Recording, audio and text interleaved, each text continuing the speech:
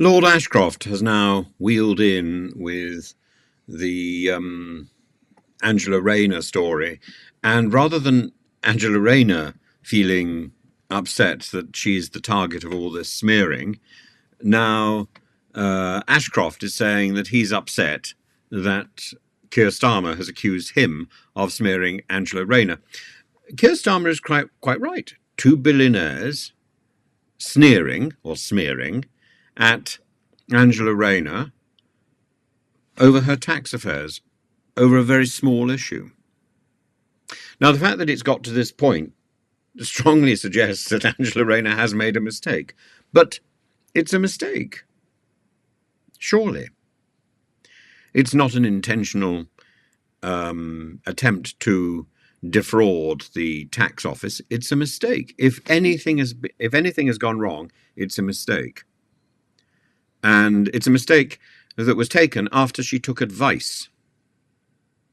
And what we had at Prime Minister's Question Time was a slightly shocking jibe.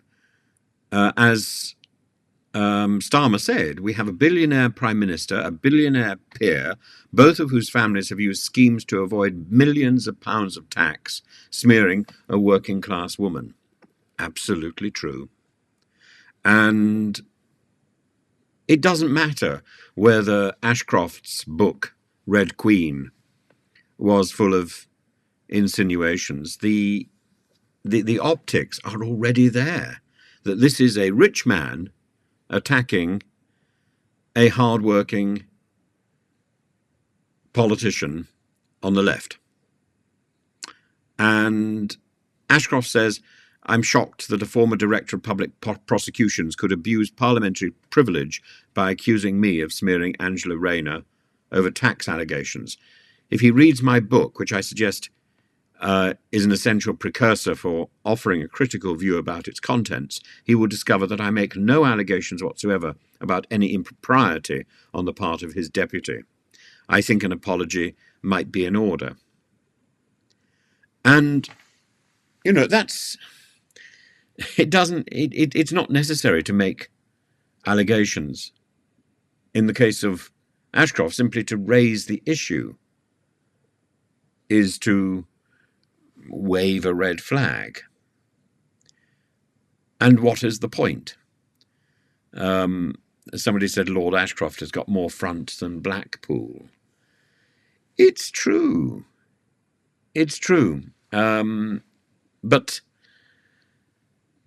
the review of Angela Rayner's case is surely small fry in comparison to the Baroness Mone issue, even to the Mark Menzies issue.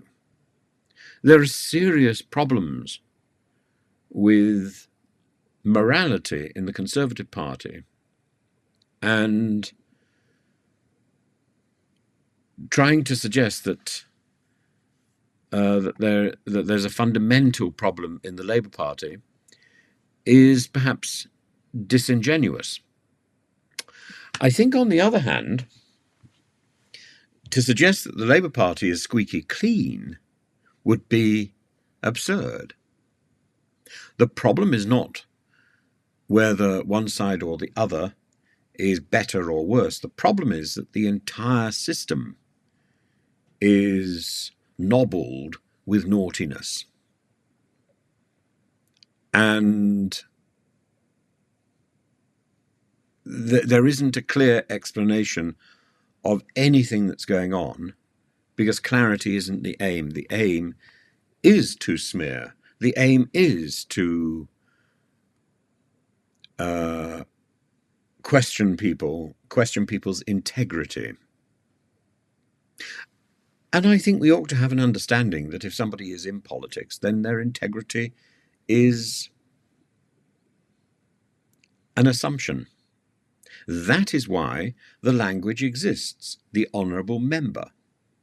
If parliamentarians' integrity is up for question, then that expression, the honourable member, should be ditched completely. Because nobody is honourable until they've proven it.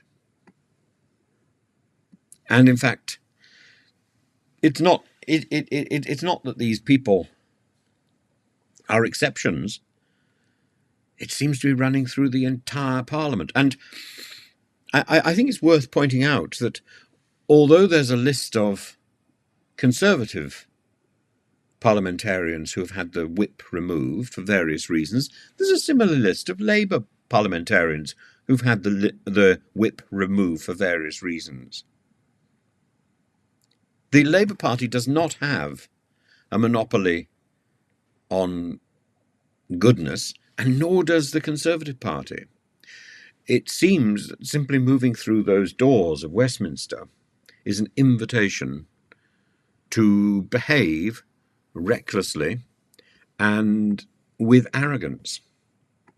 And I think the people who are sitting in Parliament now, whatever political colour they are waving, should recognise that they are there, having been elected by their constituents to do their duty and to represent their constituents. They are there not simply to do a job, but they are there in a privileged position that has been gifted them by their constituents.